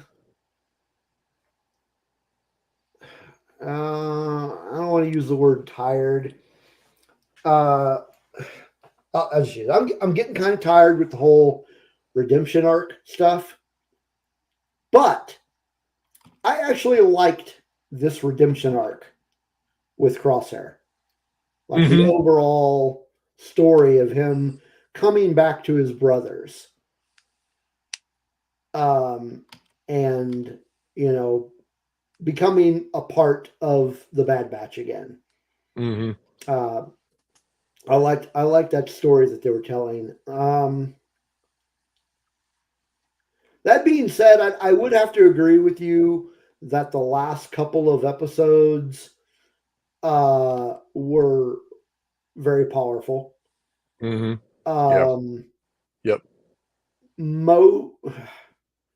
This is not a positive spin, but most of the season was kind of dry. And I think this is what Ubaldo was getting at in the chat. It just kind of left me. It just kind of left me wanting. It just kind of okay. That was my overall impression of the season when I finished watching it all in that one day. I was like, okay. And so it's just all right. So that was it. No big fanfare moment. It was just like, okay. So it's over. Whatever. That might have been why it ended. I don't know. I'm just going to throw that. It's like I remember that first season and just being blown away. And I was like, this is so great. And remember when we did our recap of season 2, we were just like, meh. That's kind of how I felt in general about season 3. I'm like, okay, yeah. Good stuff. I mean, Star Wars, it's good. And see, for me, I have to say this as a Star Wars fan. I feel like sometimes I let the Star Wars fan base down because I like everything. I mean, I love to watch things, all the new stuff that comes out. Yeah. And I've been watching The Bad Batch because I was really interested in the last season of the Clone Wars. When they introduced The Bad Batch, I was like, this is freaking cool. This reminds me of an A-Team-esque group of guys that were just had all their specialties and they can come together and do things. And throughout the seasons, I was kind of like, okay, there was high points, there was low points. There was points that I was like, okay, this makes no sense. This is just definitely filler. And this season was kind of that way where I was kind of at the beginning of the season, I was like, I don't understand. I don't know what's going on. And at the end, I kind of get it a little bit. And like I said, like I've always said, I really appreciate the fact that that these shows like Mandalorian, Bad Batch, Ahsoka, different shows are kind of doing things that are trying to further accent the storylines of the sequel trilogy, and I hope they really continue to do that. I really hope they continue to stay that course of piecing together what a lot of people agree or would consider inconsistencies in the sequel trilogy. But I think shows like this will help do that, because one of the big contention points of The Rise of Skywalker was somehow Palpatine returned. It was not a mystery for me because the EU had Palpatine come back several times. So when he came back this time, complaint by a lot of people in the fandom, they're like, "How could he have come back?" And like, do you not read? Did you not? Yeah, read but it? But all of you people saying they erased the EU, they basically took a storyline from the EU and inserted it and said, "Here you go." He came back. He was a clone. You know, he had cloned himself. He had already had this in the plans, in the works as a contingency.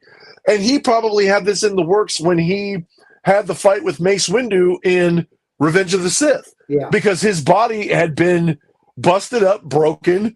And he's like, well, hell, if they can create a clone, maybe they can do that for me. But unfortunately, the Midi-chlorians won't take.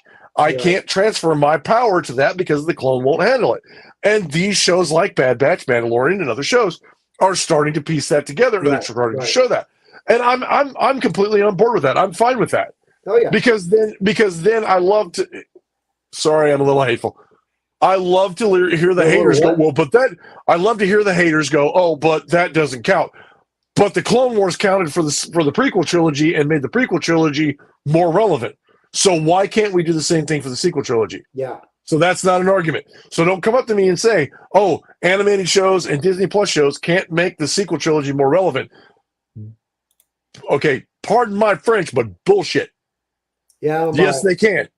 Yes, they can. And I'm completely on board with it. And so I don't see the issue with it, and I'm glad they're doing it. But at the same time, this show, yes, it concentrated on that. Yes, I think it kind of wrapped up the Bad Batch themselves, but not Omega. Obviously, because if you watch till the end, now she's continued on to other adventures. Right. And this is this is kind of a segue. I want to go into this a little bit. I know I've talked a little bit about it. I've kind of went off on a tangent a little bit, but this is something I want to talk about on a personal level for everybody. We talked about George Lucas. We talked about the legacy. We talked about the 40 plus years of him not only changing, but being a part of our lives and influencing our lives in many ways. And now his handpicked Kathleen Kennedy, Dave Filoni, people who come up with these stories, Jon Favreau, all these people who come up with these stories and they do these different things. This is something that it seems to be a point of contention in Star Wars, is that some people feel like that the stories and the new things they come out with, because there's not a certain skin color or because the person doesn't look like me, I can't associate with these stories. Okay? I'm going to tell you right now that's a bunch of crap, because Star Wars has been an influential part of my life for a very long time. And this show, even though we have our opinions about it, this show influenced me or touched me in such a way, and I'll explain.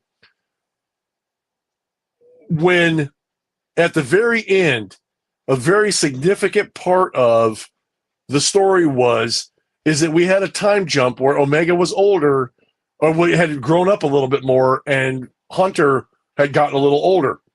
And everybody had always talked about how Hunter kind of became a father figure for Omega. And the thing about it is that I have a daughter who's recently just turned 21. She's in college. She just recently got accepted into nursing school. And where this show touched me in that way was Hunter has spent so much time protecting Omega and keeping her safe, and she wanted to be a part of the rebellion.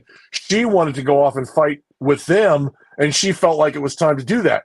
And as a father of a daughter who I've watched, I mean, if you have kids, if you have children, you know this whole scenario of watching those kids grow from being just little, seeing them in their little baby wrap in the hospital and sleeping with them that night, and waking up with them crying to the point where they become 21 and you see them take their first drink, or they go to college and you see them set up their college dorm room, or they go overseas, and all you want to do as a dad, for me, is you want to protect that child. You want to be a part of that child's life and be an educator, to be a teach them your successes, but not only that, but also tell them about your failures and try to keep them from making those same mistakes.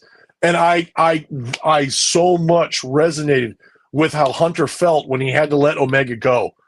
That touched me so deep because of my daughter, because of the experiences and the things that she's doing in her life, where I just want to wrap her up and I want to say, no, I want to protect you.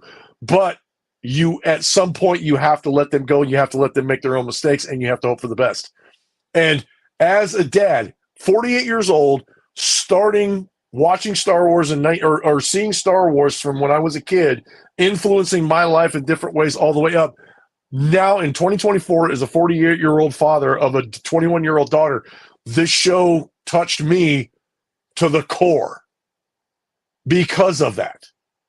And that is why I say the legacy that George Lucas has left with the people that he's left it with, it still continues to touch me to this day and to be a part of my life. And that's why Star Wars is significant to me, because it has touched me throughout my entire life.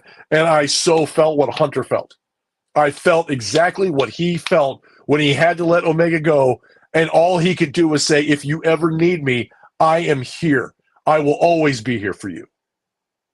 And it is such a profound message for anybody who has kids, for mothers, for fathers who care about their children, who let their children go.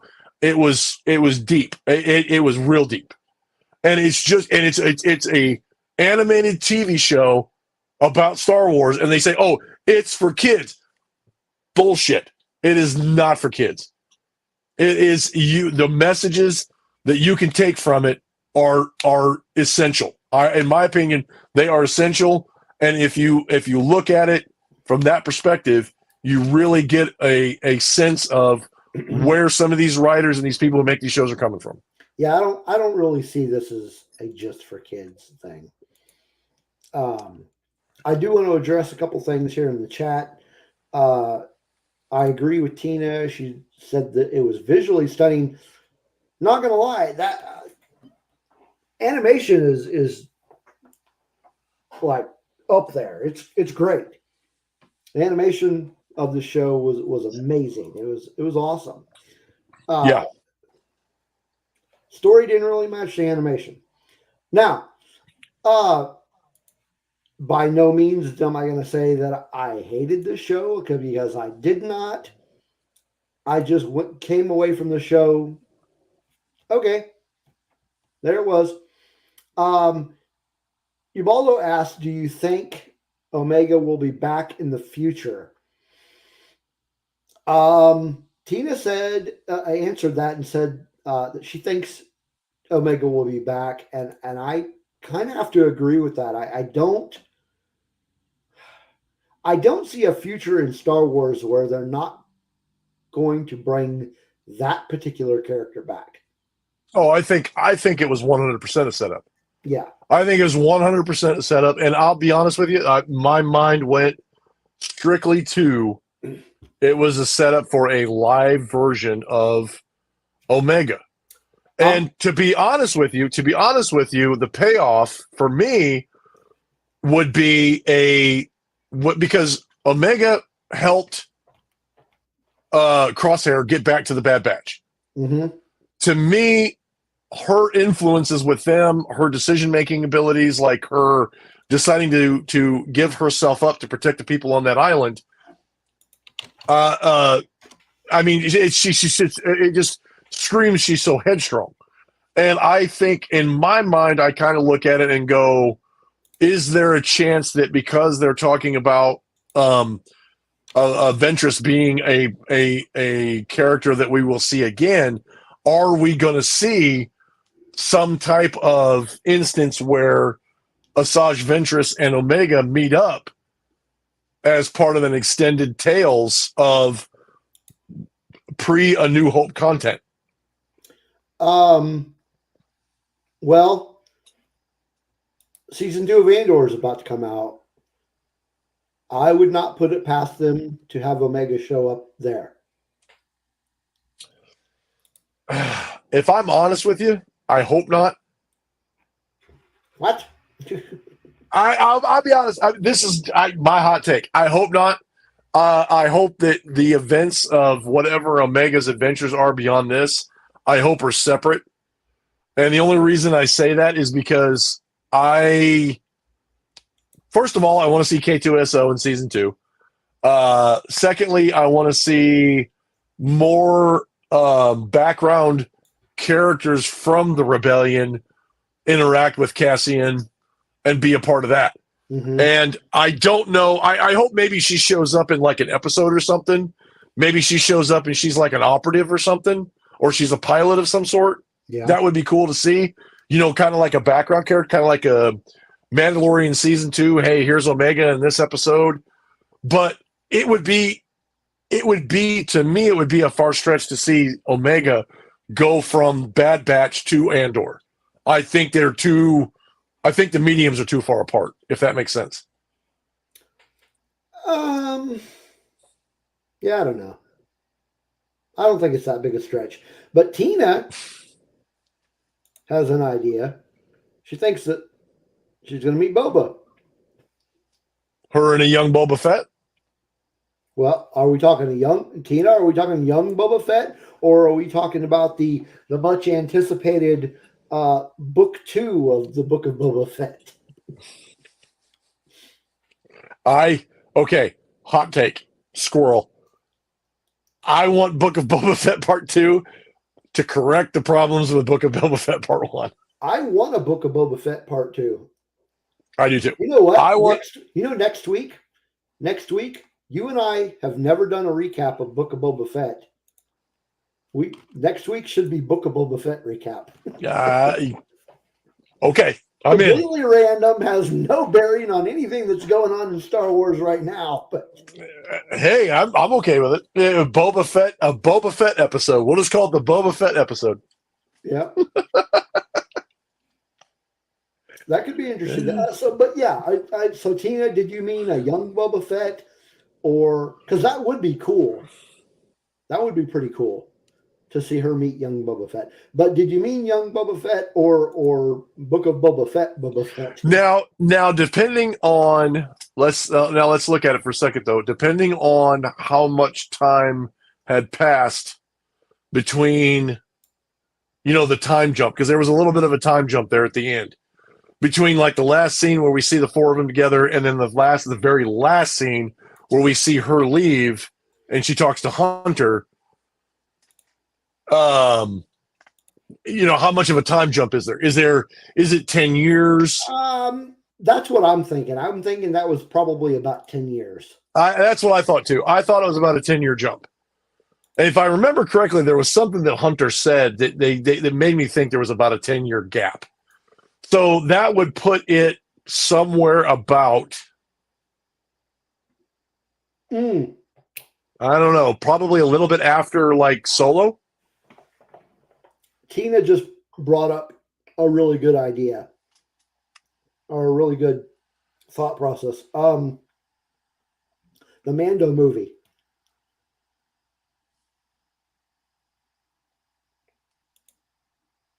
Mandalorian and Grogu movie? Oh, Because yeah. I imagine Boba Fett's going to be in there. I would hope. But I would hope. I mean, if they don't do a Book of Boba Fett season 2, I really hope he shows up in the Mando movie. yeah, Because it would be, I've had my own thoughts about what could have happened with him and what could happen with him in the Mando movie. Because obviously Bo-Katan, and this is kind of off subject, Bo-Katan didn't respect him as a Mandalorian, but hopefully something happens where he gets accepted. right. But I could see Omega showing up in the Mandalorian movie. She could show up and say, "Hey, by the way, I'm your sister."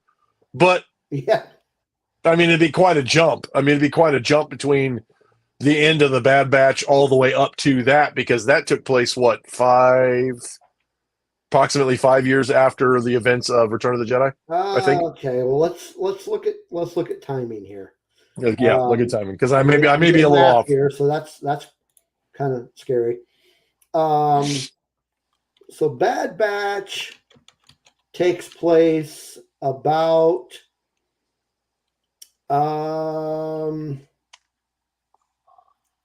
let's say 28 years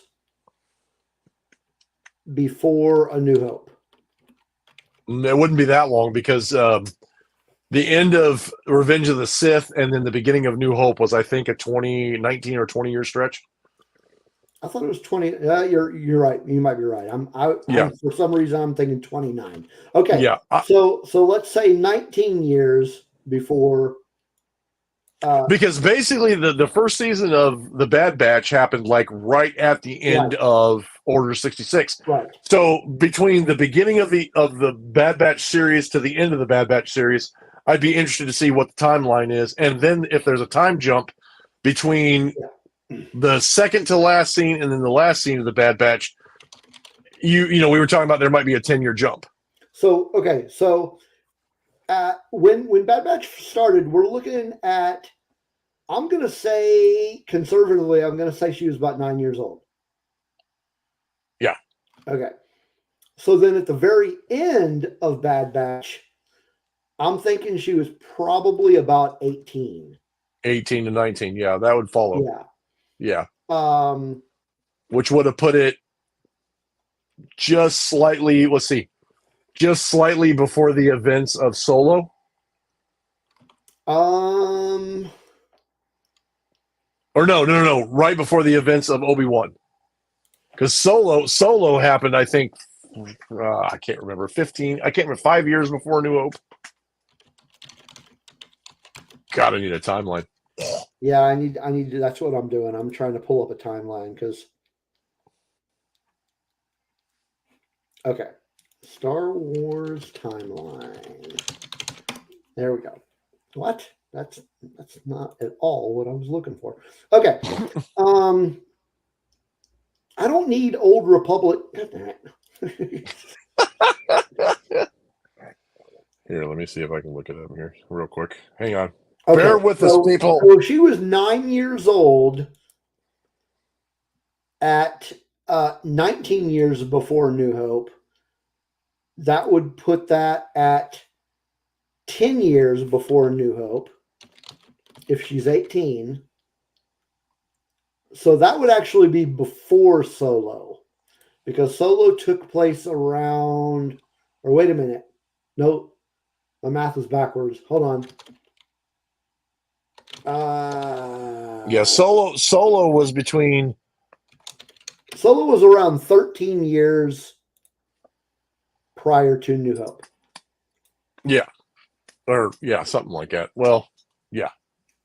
Yeah. Clone Wars, where we got Revenge of the Sith. Bad Batch says 19. That's what we said. Solo says between 13 and 10 BBY.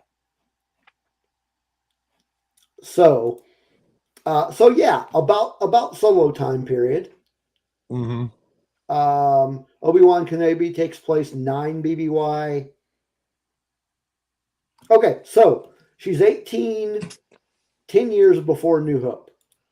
Mm-hmm. So that would mean at the Battle of Yavin, She would have been late 20s. She would be 28. Yeah, she'd be 28 by that time. Yeah. And which means Boba would have been, well, around the same age because they were created about the same time. Yeah, they were created about the same time. Yeah, yeah. So, Return of the Jedi takes place 4 years after A New Hope. Was it 4 or was it 6? Was it 4 or was it 6? No, it's 4. 4, okay. That places that makes her about 32. Mm-hmm. And then Mandalorian, and then Book of Boba Fett is 5 or 6 years after that. Book of Boba Fett is 9 years after A New Hope. Which means she would have been in her late 30s by then. Yeah. So we're looking at but unfortunately Boba Fett looks like he's, so she'd be approximately 37 years old. But unfortunately Tamara Morrison was much older. You're right, Ubaldo. We need a timeline on our walls. Yes, we do. With exact dates. Okay, now that we figured out how old, why were we trying to figure that out? Well, one because we were trying to figure out would she go searching? Would she? I'm gonna have post-it notes on everything. Yeah, we'll put up little pins. Well, one, we were trying to figure out if she would actually go searching for Boba Fett, and how old Boba Fett would be at the time that she separated from the Bad Batch, and she decided to go off on her own. But in the statement, she kind of said that she really wasn't looking to do anything other than go fight for the rebellion, and which is cool, you know. But by the time Book of Boba Fett came out and the Mandalorian movie came out, we were kind of trying to assess her age by then. Yeah. She would have been probably in her early 40s by then. Yeah, I'm not finding any Star Wars timeline posters. Oh, I'm sure we can find one. Yeah, I'll have to do some more. The problem is it like all of the encyclopedias that I have that are like all pre-Disney and like EU stuff, they're always changing. So when they send you this stuff, it's always constantly growing. It's always constantly getting different. So that's going to be our project for the next week. We need to find a Star Wars timeline poster, and it's got to be like right over my head right here. So. That's all you got to do. Yeah. Okay. There it is. Okay. So, final season Bad Batch. We're all done. No more Bad Batch. We're pretty sure Omega's coming back. In what capacity? No idea. No idea. Overall, the show was fine. It was fine. It just wasn't outstanding. It was nowhere near as good as Bad Batch season 1, which I absolutely loved. Mm-hmm. But it was still, there are people out there that love this show, and I am very happy about that. Mm-hmm. I am not going to shit all over it because it wasn't bad. It just, okay. There you go. I'll be honest with you. Like I said, my hot take earlier was one of the things about Star Wars I have a hard time getting into is the animated stuff. I have watched a lot of the animated stuff, but I'll tell you right now, it's very, very hard. Very, very hard for me to get through. Yeah, but I tried to. Was amazing. Rebels. The Clone Wars was amazing. Rebels was amazing. Resistance was not. I'm telling you right now, I have not watched Rebels. I watched a few episodes of Rebels and I went, "This is not for me. I'm not going to watch this." No, I watched Rebels. No, Resistance. Oh, okay. Resistance. I tried to watch. I really did. I tried to watch Resistance and I went, maybe we should rewatch that and do a recap of it. Okay, I'm for that because it will force me to watch the show. But you're gonna have to give me time to binge watch it because there's 2 seasons, and I think I watched that long. I think I watched the first 2 episodes, and other than that, I was kind of like, nah. So I think Tina and Ubaldo are the only ones in the chat room still. So did you guys watch Star Wars Resistance? Anybody that did, please give us an honest thumbs up or thumbs down if you want to see an episode of us reviewing Star Wars Resistance. So yeah, it was 2 seasons long. Oh, good Lord. There are 40 episodes. Okay. Okay. I'm trying really hard. I'm trying really hard not to use the F word right now. Tina, is that a fuck no that you haven't watched it? See, you did it. There you go. That you don't want to watch us recap it. Because at this point, I just saw that it's 40 episodes. I don't want to recap it. Because that would mean I have to go back and watch all 40 episodes again. Yeah, but if I say I'm having a hard time with it and you say you don't want to do it, the people in the chat are going to be like, no, you guys need to do it. No, you guys need to do it. You guys need to. You need to watch it. You need to watch it. We need to watch. It's the greatest animation of all time. The animation was cool. Of what I saw. The animation. You didn't like it? Yeah, I didn't like the animation. Look at Tina. On all counts. Yeah, don't bother. Okay. We got to be Tina. We're not doing that. Thank you, Tina. I love you. Tina. We are going to do Book of Boba Fett next week, though. Yes, Book of Boba Fett. I'm in. I am in. As much as we promoted this episode as a Bad Batch recap, we didn't really have much to say about Bad Batch. Nope. Like I said, I found the message. The last couple episodes made up for the whole season. I found the episodes, the last part of it, to be very profound. And the thing that hit me the most was that over 40 years of Star Wars, from the time I was a kid until now, I'm still being touched by the messages that do come through and pertain to me. And I think that's great. Star Wars is for everyone. There is a message to be had for everyone, and it continues to be profound and a great fixture in my life, and I'm grateful for that. So again, happy birthday to George Lucas. Yeah, it was. I really like the characters in Bad Batch. They're really good. Yeah, characters are great. It just, the storyline was like, so. Yeah. So thanks everybody for hanging out with us in the chat. Thanks everybody out there for watching, whether you're on YouTube or Facebook Live, because apparently we're getting a lot of views on Facebook Live lately. Like JD said, happy birthday to George Lucas.